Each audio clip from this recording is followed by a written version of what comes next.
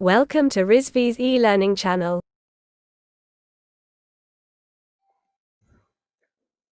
Good morning class. तो आपके अभी ये थर्ड ईयर में अब आपका नेक्स्ट सेमेस्टर चालू हुआ है, आपका 6th सेमेस्टर। ठीक, उसमें आपका एक चैप्टर है जिसका है micro controller and embedded system design. ठीक है, ये एक आपका पूरी इसकी पूरी एक यूनिट है। ठीक है, सब्जेक्ट है आपका। तो मैं सुधांशु शर्मा आपको अब से ये micro controller and embedded system आपको उसमें बताऊंगा, मतलब पढ़ाऊंगा।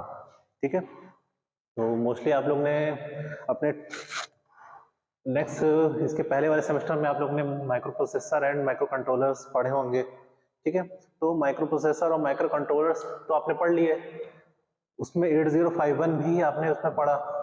8051 जो आपका माइक्रो कंट्रोलर है, ठीक है, जो बेसिकली मोस्टली आपका सबसे ज्यादा यूज किया जाता है वो है आपका 8051। ठीक है, माइक्रो कंट्रोलर जो है इस समय प्रेजेंट में तो बहुत सारे हैं, जो एडवांस वर्जन पे आ गए हैं वो बहुत सारे हैं।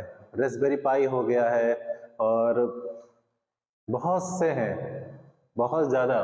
8051 है, 745 है, बहुत से हैं ऐसे आपके माइक्रो कंट्रोलर्स हैं जिसका मोस्टली कहीं ना कहीं इलेक्ट्रॉनिक्स के जो भी आपका एक ऑपरेशन परफॉर्म करने के लिए कोई भी एक अगर होगा प्रोसेस तो उसमें आपका ये यूज किया जाता है माइक्रो कंट्रोलर। ठीक है, जिसमें नंबर ऑफ ऑपरेशंस, ठीक है, नंबर ऑफ ऑपरेशंस प्लस आपके मल्टीपल ऑपरेशंस, मतलब अलग अलग तरीके के अगर एक साथ परफॉर्म करने हैं हम लोग क्या करते हैं, माइक्रो कंट्रोलर का यूज करते हैं। ठीक, अब माइक्रो कंट्रोलर के साथ इसमें क्या एक साथ जुड़ा हुआ है, एम्बेडेड सिस्टम। ठीक है, अब एम्बेडेड सिस्टम क्या है, एम्बेडेड सिस्टम क्या होता है, ये जो माइक्रो कंट्रोलर का जो एक आर्किटेक्चर होता है, ठीक है, उसको पूरा डिजाइन करना। एक प्लेट पे होती है आपकी पीसीबी प्लेट्स होती हैं, उस पर क्या हम लोग यूज करते हैं, माइक्रो कंट्रोलर यूज करते हैं plus embedded system. Embedded system क्या करता है, उसके अंदर हम लोग क्या करते हैं, प्रोग्रामिंग अपलोड्स करते हैं। ठीक है, आपके जो भी माइक्रो कंट्रोलर्स होते हैं उसके अंदर हम लोग क्या करते हैं, प्रोग्रामिंग अपलोड्स करते हैं, किसके, अपने खुद के नीड के अनुसार। ठीक, जैसा हम उसको वर्क करवाना चाहते हैं वैसा क्या होता है, हम लोग उसके ऊपर अपनी प्रोग्रामिंग मतलब ऐड करते हैं। ठीक है, जिसके हिसाब से वो हमको एज अ आउटपुट प्रोवाइड करता है। ठीक है, तो अब इसमें आपका 5 यूनिट्स हैं, 5 यूनिट में भी आपका पहला यूनिट है वो भी क्या है आपका 8051 का आर्किटेक्चर या कॉन्सेप्ट्स ऑफ 8051। ठीक है, माइक्रो कंट्रोलर। अब 8051 का पहला कॉन्सेप्ट है, अब उसमें क्या हम लोग देख लेते हैं। इसके पहले वाले में भी आप लोगों ने पिन डायग्राम पढ़ा होगा 8051 का। ठीक है, उसमें कई पिन्स आपने देखे होंगे, हर पिन का अलग अलग उसमें फंक्शंस होता है, हर पिन का अलग अलग उसमें वर्क होता है। ठीक है, अब इसमें क्या है आपका 8051 का आर्किटेक्चर हम लोग देखेंगे। आर्किटेक्चर इन सेंस मतलब कोई भी चीज को जब हम बिल्डअप करते हैं, बनाते हैं, ठीक है, जैसे बिल्डिंग अगर हम लोग क्रिएट करते हैं, कोई भी अगर बिल्डिंग लोग बनाते हैं तो उसके लिए क्या करते हैं, आर्किटेक्चर से पहले क्या करते हैं, एक नक्शा बनवाते हैं कि हाँ क्या चीज कहाँ लगनी चाहिए या कौन सी बीम किस जगह जाएगी, हर एक चीज का एक प्रॉपर वे होता है। ठीक है, जिसको आर्किटेक्चर डिजाइन करता है, जिसके हिसाब से आपके क्या जो आपका घर होता है या जो भी इंडस्ट्रीज होती है वो बिल्डअप करती है, तो क्या करते हैं, एक आर्किटेक्चर उसको डिजाइन करता है। ठीक, अब आपका 8051 है। ठीक है, अब ये माइक्रो कंट्रोलर का बिल्डअप कैसे है, मतलब कैसे बना है ये, आखिर उस छोटे से माइक्रो कंट्रोलर में है क्या। ठीक है, उसको देखते हैं। अब देखिए, ये आपको एक आर्किटेक्चर हमने आपके सामने मतलब डिजाइन किया है, इसको आप लोग ब्लॉक डायग्राम भी कह सकते हैं। ठीक है, 8051 का इसको आप लोग ब्लॉक डायग्राम भी कह सकते हैं या इसको आप लोग आर्किटेक्चर भी कह सकते हैं। ठीक है, अब इसको ध्यान से देखिए, इसमें आपको 3 पार्ट्स नजर आ रहे होंगे। 3 पार्ट्स कैसे, अगर हम इसको डिवाइड करें, ये पार्ट्स आपका किस पे बेस पे है, ये क्या है आपका, ये हो गया आपका प्रोसेसर पार्ट। ठीक, अब ये पार्ट्स आपके सामने किस चीज का आपको दिख रहा है, रैम रोम यूज हो रहा है, तो क्या ये हो गया हमारी मेमोरी पार्ट।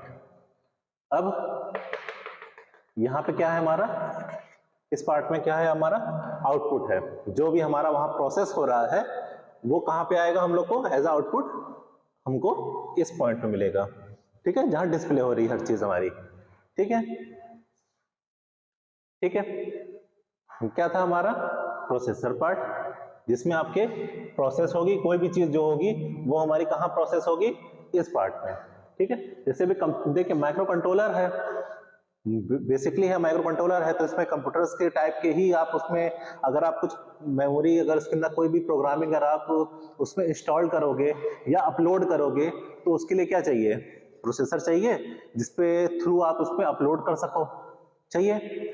मेमोरी भी हमको चाहिए, जो हमने प्रोग्रामिंग उसमें अपलोड की है वो कहाँ जाके स्टोर हो, तो उसके लिए हमारे पास खुद की उस प्रोसेसर की मेमोरी होनी चाहिए। ठीक है, मेमोरी भी हम, अब उसके बाद जो हमारा है आखिरी का डिस्प्ले, मतलब जहां पे हमको आउटपुट मिलेगा। ठीक है, तो ये हो गया हमारा, हमने क्या किया, इस पूरे ब्लॉक डायग्राम को 3 पार्ट में डिवाइड कर दिया। ठीक है, हो गया। अब सिंगल सिंगल पार्ट हम लोग देखते हैं। पहले हम लोग देखते हैं क्या, प्रोसेसर का पार्ट, मतलब सिर्फ इतना। अब इसमें क्या है, देखिए आपको पहला एक ब्लॉक डायग्राम दिख रहा है, एएलयू। एएलयू क्या होता है, एएलयू का फुल फॉर्म होता है अर्थमेटिक लॉजिक यूनिट। ठीक है, अर्थमेटिक लॉजिक यूनिट, कोई भी अर्थमेटिक ऑपरेशंस को परफॉर्म करने के लिए जो हमारा यहाँ पे यूज हो रहा है वो है अर्थमेटिक लॉजिक यूनिट। ठीक है, ये हो गया। दूसरा है हमारा क्या, ए और बी दोनों आपस में क्या दिख रहे हैं, कनेक्टेड दिख रहे हैं, किससे, हमारे अर्थमेटिक लॉजिकल यूनिट से। तो ये क्या है, हमारा ऑपरेटर है एक तरीके से, मतलब क्या है हमारा ऑपरेटर, मतलब जिसको हम लोग दूसरी भाषा में भी कह सकते हैं एज अ रजिस्टर है। ठीक है, इसमें कोई भी चीज स्टोर्ड होगी। ठीक है, सबसे पहले अगर कोई आपका अर्थमेटिक लॉजिकल यूनिट अगर आप परफॉर्म कर रहे हैं तो कुछ तो डेटा होगा हमारे पास, तो वो किसमें स्टोर्ड होगा, किसके थ्रू होगा, हमारे रजिस्टर के थ्रू। ठीक है, तो पहले हमने इस रजिस्टर को परफॉर्म किया, ऑपरेंट जिसे कहते हैं। ठीक है, ऑपरेंट पहले हमने क्या किया, रजिस्टर ए का यूज किया। ठीक, उसके थ्रू हमने क्या किया, अर्थमेटिक लॉजिकल यूनिट्स को परफॉर्म किया। दूसरा है हमारा क्या, बी रजिस्टर। ठीक है, अब इसमें भी कुछ होते हैं, क्या है आपके जीरोज और 1 होते हैं, पढ़ा है आप लोग ने। ठीक है, जीरोज और 1 में ही होते हैं। तो कुछ होते हैं आपके हाई बिट्स, कुछ होते हैं आपके लो बिट। ठीक है, जैसे बिट्स हो गए आपके, मान लीजिए 8 बिट हो गया, 16 बिट हो गया, 32 बिट हो गया, बहुत हाई हो गया। ठीक है, अब 16 बिट भी अगर इसकी अगर मान के चले, इसकी अगर इस कैपेसिटी होती है तो क्या करेगा, कुछ बिट्स स्मॉल बिट्स को इसमें ट्रांसफर करेगा, कुछ हाई बिट्स को इसमें ट्रांसफर करेगा। अब दूसरा चीज अब आप देखिए, ये है हमारा PSW। ठीक, मतलब पावर सिस्टम वर्ड प्रोग्राम, जो प्रोग्रामिंग सिस्टम वर्ड, मतलब क्या होता है, जो भी हमारी प्रोग्रामिंग होती है। ठीक है, जो भी हम लोग प्रोग्रामिंग करते हैं वो क्या करते हैं, हम लोग अपलोड करते हैं।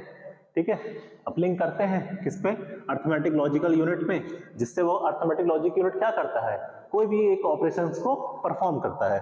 ठीक है, अब दूसरा देखिए यहाँ क्या है, प्रोग्राम कंट्रोलर मतलब पीसी। ठीक, ये क्या कर रहा है, आपके प्रोग्राम्स को कंट्रोल कर रहा है। ठीक है, ठीक है, और इसकी भी देखिए अब हर चीज है, अब हर एक ब्लॉक डायग्राम अपनी अपनी जगह कुछ ना कुछ परफॉर्म कर रहा है, तो सबकी कुछ ना कुछ छोटी छोटी मेमोरीज तो होंगी। तो इसकी मेमोरीज कितनी होती है हमारी, 16 बिट की होती है। ठीक है, जो हमारा प्रोग्राम काउंटर होता है कंट्रोलर, उसकी बिट हमारी क्या होती है, मेमोरी 16 बिट की होती है। अब इसका काम क्या होता है, इसका काम ये होता है कि जब भी आप कुछ ऑपरेशन परफॉर्म कर रहे हैं, ठीक है, तो आने वाली जो मतलब आने वाला जो एक डेटा होता है, डेटा भी नहीं, जो एक आने वाली एक प्रॉपर हमारी एड्रेस होती है, एड्रेस अगर उसको हम लोग समझें, जैसे आपने वो यूज किया, क्या बोलते हैं, जैसे अगर आप लोग AKTU अपना रिजल्ट चेक करते हैं। ठीक है, जब भी आप लोग AKTU ERP पे अपना रिजल्ट चेक करते हैं, आप लोग अपना रोल नंबर डालते हैं। ठीक है, अब रोल नंबर डालते हैं तो एक डेटा स्टोर्ड होता है। ठीक है, अब हम लोग क्या कर रहे हैं, एक ऑपरेशन परफॉर्म करने जा रहे हैं, हम लोगों ने डेटा फीड किया, अपना एज अ रोल नंबर डाला, कैप्चर डाला। ठीक, पहले वाले रजिस्टर ने क्या किया, अर्थमेटिक लॉजिकल यूनिट को क्या किया, इसने सिग्नल भेजा। ठीक है, PSW ने क्या था, पहले से लॉजिकल यूनिट में प्रोग्रामिंग सेव है कि हाँ अगर कोई भी आपका एक पर्टिकुलर ये आप अपना रोल नंबर डालेगा कोई भी बच्चा, तो आपको उसका डेटा फेच करना है, उस रोल नंबर से जुड़ा जो भी उसका डेटा फेच करेंगे आप, फेच करके आपको उसको क्या करना है, डिस्प्ले करना है। अब आप लोग ने देखा होगा, अब आप लोग ने वहां पे अपना खोल दिया, रिजल्ट आपको खुल गया, year 1, year 2, year 3, year 4 session wise खुल गया। अब वो क्या करता है, अब एक आप लोग ने देखा होगा जब भी आप लोग कोई वर्ड या कोई भी एक पर्टिकुलर टैब पे अगर क्लिक करते हैं तो एक न्यू पेज ओपन होता है, जैसे न्यू टैब ओपन होता है, उसका एक अलग एड्रेस है, जैसे आपके एड्रेस जिस पे आप लोग अपना रिजल्ट चेक करते हैं, AKTU ERP रहता है, ERP ये इसकी एक अलग एड्रेस है आपकी, उसकी अलग एड्रेस है, ठीक। अब दूसरे में चीज अगर आपको उसमें अपना क्या करना है, जैसे अभी आप लोग ने अपने एग्जाम फॉर्म भरे थे, अभी आप लोग 3rd ईयर में हैं, आप लोग ने अपने एग्जाम फॉर्म भरे थे, एग्जामिनेशन फॉर्म को जब आप लोग भर रहे थे तो आप लोग ने, आपके सामने डैशबोर्ड ओपन हुआ था, वो क्या था हमारा, एक एड्रेस पे आपके डेटा पूरी फेच हो गई थी, ठीक है। आप लोग ने अपना रोल नंबर डाला, एनरोलमेंट नंबर या रोल नंबर डाला, कैप्चा डाला, आपकी एक एड्रेस पे एक आपकी डेटा प्रेजेंट करने लगा। अब उसके बाद उसमें क्या था, आपको एग्जाम फॉर्म भरना था, तो आप लोग किस में गए, एग्जामिनेशन वो पोर्ट पे गए, मतलब एग्जामिनेशन वाला जो कॉलम था।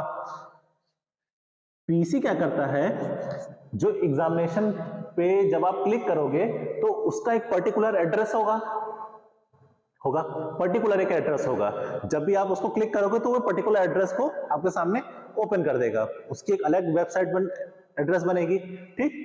तो आने वाली जो एड्रेस होती है, ठीक, जो आने वाली जो एड्रेस होती है वो किस में सेव होती है, पीसी में, ठीक है। उसी तरह उसमें आप लोग ने जब एग्जाम फॉर्म ओपन कर लिया, अब आपने क्या किया, उसमें अपने एग्जाम फॉर्म फिलअप किए, आपने गो पे क्लिक किया था, उसके बाद आपका पूरा फॉर्म खुल गया। जब आपने गो पे क्लिक किया तो वो दोबारा एक दूसरे एड्रेस पे गया, आप लोग ने ध्यान दिया होगा, उसी में तुरंत नहीं खुला, एक वो दूसरे एड्रेस पे फिर गया, फिर वहां पे आपका एक नया फॉर्म जनरेट हुआ, एक पूरा एक पेज आया जिसपे आप लोग ने फॉर्म भरा।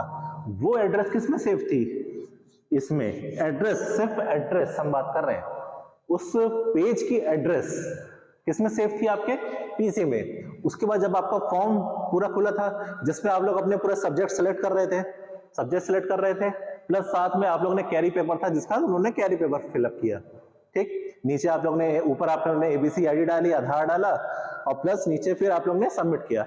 जब आप लोग ने सबमिट किया, फिर उसने एक दूसरा एड्रेस को ओपन किया आपके सामने, किसका एड्रेस, पेमेंट का एड्रेस ओपन हुआ था, उस पेज की भी एक अलग दूसरा एड्रेस था, तो वो एड्रेस किसमें सेव था, आपके पीसी में सेव था।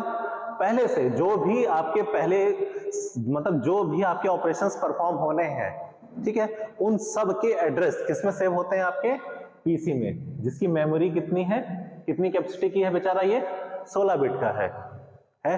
अब आपने पेमेंट खोला, पेमेंट पे भी आप लोग ने क्लिक किया, फिर उसमें नीचे इंटरनेट बैंकिंग आया, इंटरनेट बैंकिंग में भी SBI था, HDFC था, ICICI था।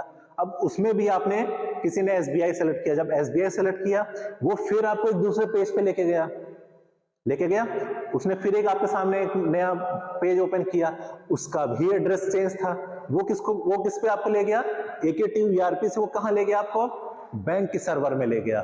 तो उस सर्वर का एड्रेस कहां सेव था, आपके इसमें, ठीक है, समझ में आया।